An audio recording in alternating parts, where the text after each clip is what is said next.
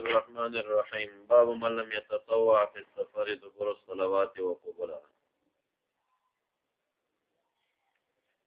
رايه دا هغه چا باندې ترجمه لګېدلې ده چې هغه وایي سنن نوافل په سفر کې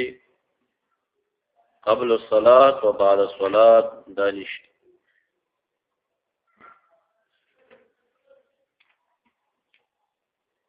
ائمه د مذاهب اربعو متفق دی په دې باندې چې په سفر کې لکه څنګه چې تهجد اجازت دی د صلات دوحا ثبوت شته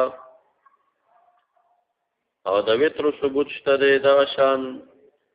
رواتب چې کوم دي رواتب بم کولې شي که قبلي دي که بعدي دي.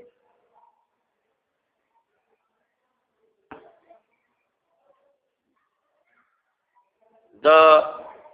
او د عبد الله بن عمر رضی الله عنهما دا رائے دا چې تهجد صلات دوحا او وتر وغیرہ نوافل په سفر کې کولې شي خو رواتب نشي کول نه قبلی او نه بعدی. بعضی ظواهر دې ته ذهاب کوي چې بعدی سنت نشي کولای قبلی کولای شي.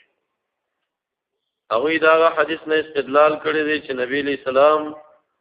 غزوه د حنین کې د سبعی سنت کړیو وی قبلی ثابت شو بعدی نشي کول. او کسو کوئی چې قبلی او بعدی نشته لري کسو کوئی چې بعدی نشته او قبلی شته. دا ټول اقوال د فقاهت په لحاظ باندې فقه نه لري. لکه هر کله چې رکعتین د زوال نه بعد او 8 رکعات د ضحا بخاری په حدیث باندې راځي تاسو ته فتح مکه په ورځ نبی علیہ السلام کړي روایت دو میهانی نو دا او تهجد د شپې او دا شان وتر چې دوی په نس هغه د سننو نه دي د واجباتو نه دي چې دا ټول ثابت دي. نو رواتب خو په ادا کې اکیت دي او ډیر زیات چې دي نو موقت دي د چانه د غیر رواتبونو. هر کله چې غیر رواتب ثابت شو نو رواتب په طریق اولا باندې کول پکار وي. بیا ما بالفعل د نبی اکرم صلی الله علیه وسلم نه دا کل سنن په صحیح حدیث ثابت کړی دي. ابن خزیمه په دې باندې بابونه لګولې دي او تقریبا لسنزل لسپانی په دغه سنن لګولې دي.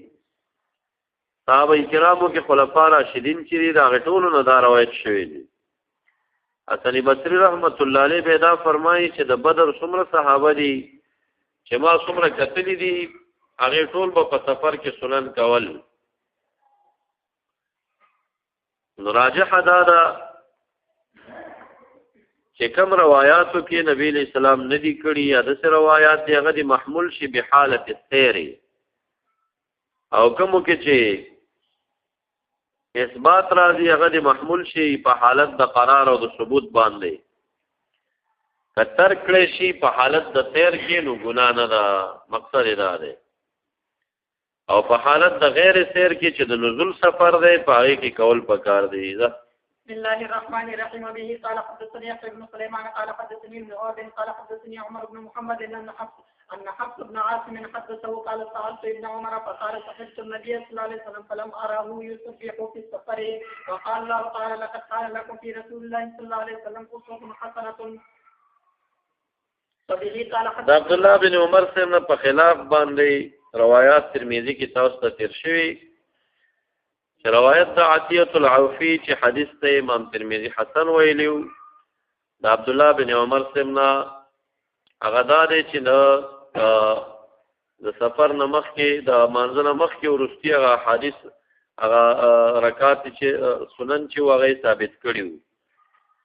او متول روایت د ترمذی او د ابو داود به دا دی چې د عبد الله بن عمر سے حدیث چې نبی علیہ الصلوۃ والسلام با د ماسپخین مون په حضر کې 4 رکعات کو قبلها رکعتين وبعدها رکعتين په سفر کې به امدا سے رکعتين وکړل قبلها رکعتين وبعدها رکعتين او دا شان د ماقام مون به په سفر کې 3 رکعات کو و بعد حرکاتین و د ماخستن مون به په سفر کې رکعتین کول و بعد حرکاتین دا ټول د عبد الله بن عمر څخه په خپل مروي دي. وبه قال حدثنا مصدق قال حدثني يحيى عن ابن حفصنا بن عاصم قال حدثني بأنه سمع ابن عمر يقول سمعت رسول الله صلى الله عليه وسلم فكان لا يزيد في سفره على ركعتين وابا بكر وعمر وعثمان كذلك ومن تطوع في السفر غير ناقص محمول له په غالب احوال حالت د سیر باندې په حالت د نزول کې ثابت دي. ومن تطوع في السفر في غير ثبور الصلوات وقبولها دا کوم چې نه دي شوي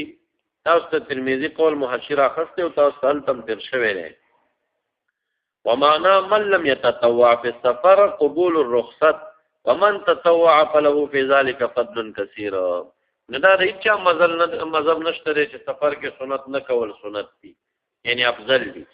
دا قول لچام نه ده. ورکع النبي صلى الله عليه وسلم في السفر ركعتي الفجر وبه قال حدثنا حفص بن عمر قال حدثنا شعبة عن عمرو بن مرة عن ابن ابي ليلى قال ما اخبرنا احد انه راى النبي صلى الله عليه وسلم صلى الضحى غير ام هاني ذكرت ان النبي صلى الله عليه وسلم يوم فتح مكة اتصل في بيتها فصلى 8 ركعات فما رأيته صلى صلاة أخف منها غير أنه يتم الركوع والسجود.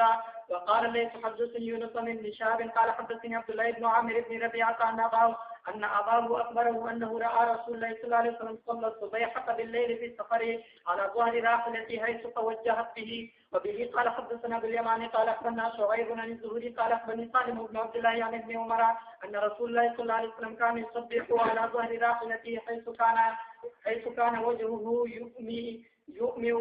برأسه وكان ابن عمر يفعل. دا فرقو کې رواتب بنه کې او غیر رواتب ثابت دي نو هغه کوا وقول کې فقه نشته. باب الجمع في السفر بين المغرب والعشاء. وبه قال حدثنا علي بن عبد الله قال حدثنا سفيان قال سمعت الزهري عن سالم عن أبيه قال كان النبي صلى الله عليه وسلم يجمع بين المغرب والعشاء إذا جد به السير. جد معنى إذا اشتد به السير. وقال إبراهيم بن طهمان الحسين عن الحسين المعلم عن يحيى بن ابي كثير عن عكرمة بن عباس قال كان رسول الله صلى الله عليه وسلم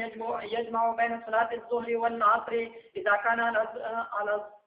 ظهر السير ويجمع بين المغرب والعشاء. وعن حسين عن يحيى بن ابي كثير عن حفص بن عبيد الله عن انس بن مالك قال كان النبي صلى الله عليه وسلم يجمع بين صلاة المغرب والعشاء في السفر. وأصحابه علي بن المبارك عن يحيى عن حفص عن انس جمع النبي صلى الله عليه وسلم. دا تاسو دا مسله تیر شوی دا د احناف تعویل دی کې دا دی چې مراد د جمع نه جمع سوری دا نه حقيقي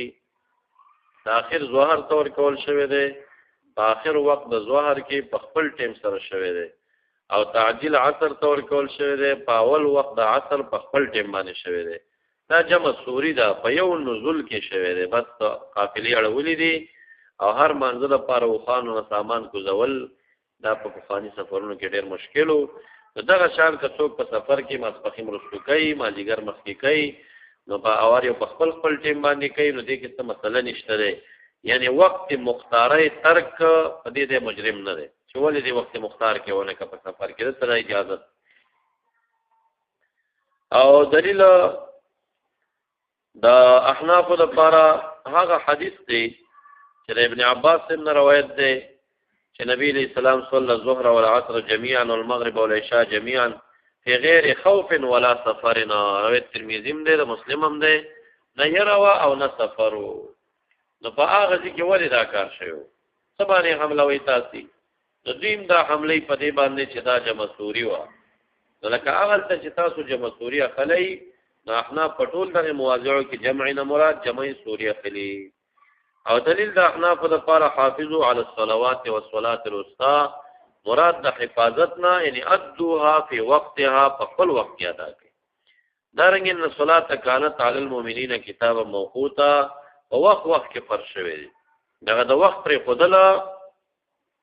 او ذهاب حدیث پسې سره د چې حدیث د لپاره صحیح محمل هم وي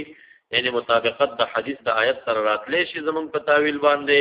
یته ضرورت دی چې دا په تعویل د حدیث کېږي چې هغه مخالف د قران واقع شي. او دارنګي امام محمد رحمت الله علیه په موطا کې دا ذکر کوي بلغنا عمر بن الخطاب انه كتب في الافاق پافاقو کې خط لیکلی و ینهاهم ان یجمع بین الصلاتین خلک یې منع کړي چې جمع بین الصلاتین منع کوي ويخبرهم ان الجمع بين الصلاتين في وقت واحد كبيرة من الكبائر روایت ترمذی کې راځي چې جمع بین الصلاتین وکړه بدون عذر فقط اتى باب من الكبائر الكبائر یو غټي ګناه ته راتلو کړ ځکه چې وخت باندې منفرض او د فریضه پر خدا باب هل يؤذن او يقيم اذا جمع بين المغرب والعشاء دا بار تیر شوی دي چې اذان په سفر کې کول پکار دي فإن اكتفى بأذان مع تعدد الإقامة جازا کچرت تعدد د اقامت شي او اذان واحد شي نو دا جائز ده اگر که تقریر باولاوي او که تقریر ونشي اذان یو شي او اقامت وکړته وشي نو دا ځکه چې په اذان سره خلک اسم راغون شو کنه به حالت د سفر کې اسم خلک راغون وي نو په یو اقامت اکتفا کې دي شي ځکه او به قال حدثنا ابو اليماني قال اخبرنا شعيب بن الزهري قال اخبرني سالم بن عبد الله بن عمر قال رايت النبي صلى الله عليه وسلم اذا اذن له السير في السفر يوفر صلاه المغرب حتى يجمع بينها وبين العشاء قال سالم وكان عبد الله بن عمر يفعله اذا اذن له السير يقيم المغرب فيصليها صلاه ثم يسلم ثم قل ما يلبس حتى قل ما يلبس ډیر درنګ به نه تیر او لګ درنګ به تیر کا خو پته ولګی چې درنګ یې کړی دی متصل نه پاتې ده حتى يقيم العشاء فيصلي ركعتين ثم يقيم استدلال الاقامه کړه بينهما بركعات ولا بعد العشاء في سته حتى يقوم من جوف الليل وبه قال حدثني قال اخبرني عبد الصمد قال حدثني حرب قال حدثني يحيى قال حدثنا حفص بن عبيد الله بن انس حدثه ان رسول الله صلى الله عليه وسلم كان يجمع بين هاتين الصلاتين في السفر يعني المغرب والعشاء باب يؤخر الظهر الى العصر اذا ارتحل قبل ان تزيغ الشمس فيه ترمذی کې دا راغلی و چې تاخير د ظهر دی وشي عصر لرا او یا تعجیل د عصر دی وشي ظهر لرا التداس حدیثو چې کله به زوال نو راغلی مبارک بروان شو تاخير به ظهر تورک نو بیا به د عصر سره په جمع وکړو او که زوال بچر تر راغلیو نو تعجیل به عصر تورک دغه تعجیل به عصر تورک دا د مذهب حنفي مخالفت ده دا جمع تقدیمی چې کومه ده ځکه چې زوال راغی او وی چې د ماسپخین مون به کو تعجیل به عصر تورک او دغه تعجیل به عصر تورک دا حدیث ضعیف دی ځکه امام بخاری تعجیل د عصر نه ذکر کوي تاخير د ظهر ذکر کوي او تاخير د ظهر زمونږ د تعویل نه منافي نه دی کنه ظهر رستو کا په خپل ټیم یو کا چې مونږ اخلاص کا د مازیګر ټیم داخل شه د مازیګر پاول ټیم کې او که جمع تقدیمی راشي دا جمع تقدیمی د احناف پر تعویل مخالفه ده هغه حدیث صحیح نه دی وبه قال حدثنا حسان الواسطي قال حدثنا المفضل بن فضالة عن قيل عن ابن شهاب عن انس بن مالك قال كان رسول الله صلى الله عليه وسلم اذا ارتحل قبل ان تزيغ الشمس اخر الظهر الى وقت العصر ثم يجمع بينهما فاذا زاغت صلى الظهر ثم ركب ور حدیث دار فاذا زاغت کله به زوال راغلو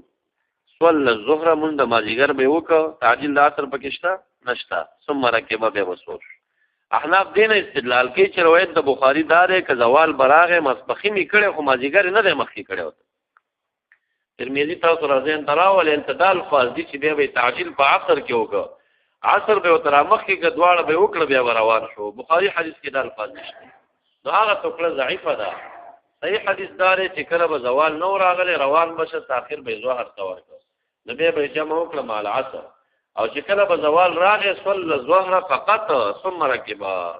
باب اذا فعل بعد ما زاغت الشمس صلى الظهر ثم ركب وبه قال حدثنا قتيبة بن سعيد قال حدثنا المفضل بن فضالة قال عن قيل عن ابن شهاب عن انس بن مالك قال كان رسول الله صلى الله عليه وسلم اذا ارتحل قبل ان تزيغ الشمس اخر الظهر الى وقت العصر ثم نزل فجمع بينهما فان زاغت الشمس قبل ان يرتحل صلى الظهر ثم ركب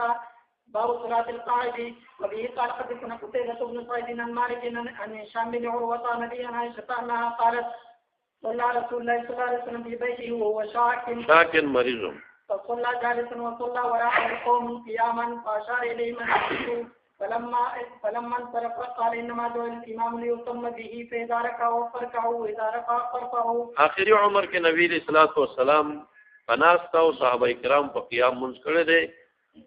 امام بخاری او ابن شهاب الزهري او جمهور موای چې اخذ بد افعال د نبی اسلام کیږي الاخر فالاخر من امر رسول الله صلی الله علیه وسلم اخري عمل دار چې د قائد پسې په قیامت باندې ومنځ کیږي. وبه قال حدثنا ابو نعيم قال حدثنا ابن عيينة عن الزهري عن انس بن مالك قال سقط رسول الله صلى الله عليه وسلم من فرس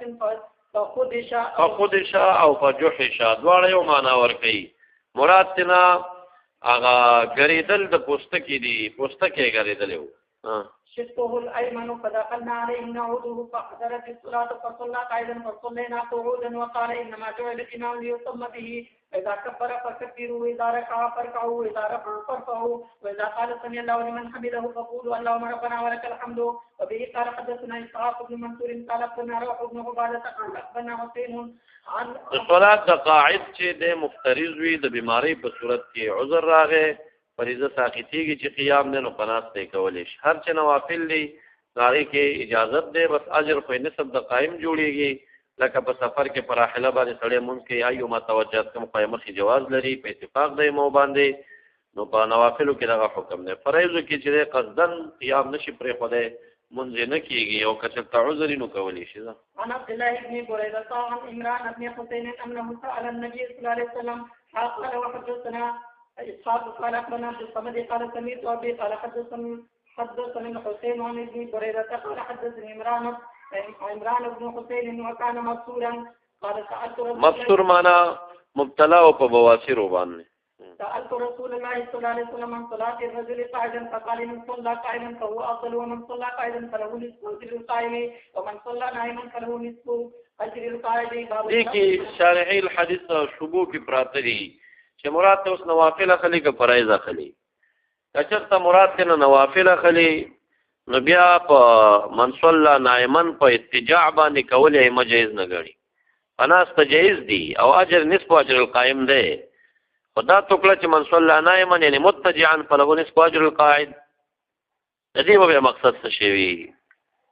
فقط حسن بصری رحمت الله علیه پرای حدیث شرح سیدا چې هغه وایي چې نوافل په اتجام کې دي شي خو اجر نصف د قاعد ده او په قعود روا ده او اجر نصف د قائم ده. وای مسله ته اربعه چې دي چې هغه نوافل په اتجاه باندې بدون عذر روا نه غني نو داغي سره دا تعویل نه صحیح کیږي. نو داغي تعویل دا شو چې مراد د دینه فرایض دي، نو چې بیا فرایض مراد دي بیا شو بداراله چې کله سړی عذرن ولاړ نشي پناست کوي نو اجر خو نیم دی نه او پورا اجر دی، بیا نصف اجر القائم سمانا شو. داغي جواب دا کوي چې دا نبی علیہ الصلوۃ والسلام ترغیبا الی القیام ویلی دې لپاره دا ویل دي چې سړی ځان نه لټ جوړ نه کیه، سینه دومره بیمار نه یو پناست منځونه کی چې دا رغبت قیام تراشي چې وسی کیږي په ولاړه مونږ کې. باب صلاة القائد بالإماء. وفيه قال حدثنا ابو معمر قال حدثنا عبد الوارث قال حدثنا حسين بن عاصم عن عبد الله بن بريدة عن عمران بن حسين وكان رجلا مبصورا وقال ابو معمر مرة عن عمران بن حسين قال سألت النبي صلى الله عليه وسلم عن صلاة الرجل وهو قائد وقال من صلى قائما فهو أفضل ومن صلى قائدا فله نصف أجر القائم ومن صلى نائما فله نصف أجر القائد. باب كتاب يوسف قائدا صلى على جنب وقال عطاء إذا لم يقدر على أن يتحول إلى القبلة صلى حيث كان وجهه. دا استدلال وکړه قیاس شکل کې چاہتا صرف داویل اذا لم يقدر على يتحول الى القبلة صلى حيث كان وجهه. کوم کوی چې مخوي نو تحویل د قبله دا د شرایطو نو دا د فرایض نو چې هر کله ضرورت راغی ضرورت په بنا باندې د مطلوبینو نشو قدرت نو چې مخه کې شکست ګټ دی نو دغه شرط دغه فرض د دنه سکیږي ساقطیږي کنه. نو دغه شانته په بیماری صورت کې چې دا قیام دی او قیام ته ساقط شه په قعود باندې چې قعود نشي کولای هغه ته ساقط شه په اتجاه باندې شي. قیاس کوي باغی ول لکه دا مې فریضه دا غم فریضه ده، هغه فریضه په عذر کې ساقط ده تحویل د قبله، دا فریضه چې قیام نظام په عذر کې ساقط شول په ناس په عرق باندې کولای شي. د دې کې امام شافعي رحمت الله علیه قول لاړخ کړی دی او امام ابو حنیفه رحمت الله علیه د استلقاء قول کړی دی. وبه قال حدثنا عن عبد الله عن ابراهيم بن طهمان قال حدثني حسين المكشب عن ابن بريرة عن عمران بن حسين قال كانت بي بواسير فقالت رسول الله صلى الله عليه وسلم من الصلاة فقال صلي قائما فإن لم تستطيع فقاعدا فإن لم تستطيع فعلى جنب. باب إذا صلى قائلا ثم صح أو وجد خفة تم ما بقي. وقال هذا امام ابو حنیفه رحمۃ اللہ علیہ، امام مالک، امام شافعی، عامه العلماء دا رائے ده چې بنا د قیام په قعود باندې او بنا د قعود په قیام دواړه روا دي، کې خلل نشته دی. یو سړی یو رکعت دی نسبت هغه په قعود باندې کړي د شوق راځي قیام ته پاتېږي،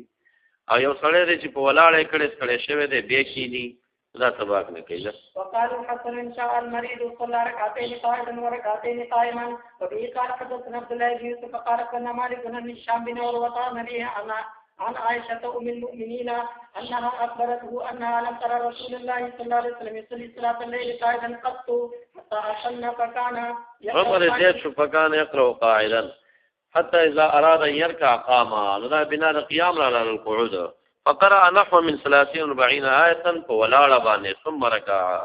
وبه قال حدثنا عبد الله بن يوسف قال كان مالك بن عبد الله بن يزيد وأبي النضر مولى عمر بن عبيد الله عن أبي سلمة بن عبد الرحمن عن عائشة أم المؤمنين رضي الله عنها أن رسول الله صلى الله عليه وسلم كان يصلي جالسا فيقرأ وهو جالس فإذا بقي من قراءة نحو من 30 أو 40 آية قام فقرأها وهو قائم ثم ركع ثم سجد يقعد في الركعة الثانية مثل ذلك فإذا قضى صلاته نظر فإن كنت يقظى تحدث معي وإن كنت نائمة اتجا.